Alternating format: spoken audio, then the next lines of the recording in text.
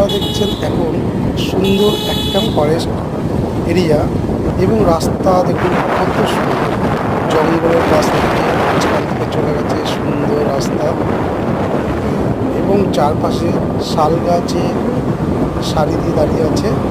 এই জায়গাটা গেলে মন খুব সুন্দর লাগবে।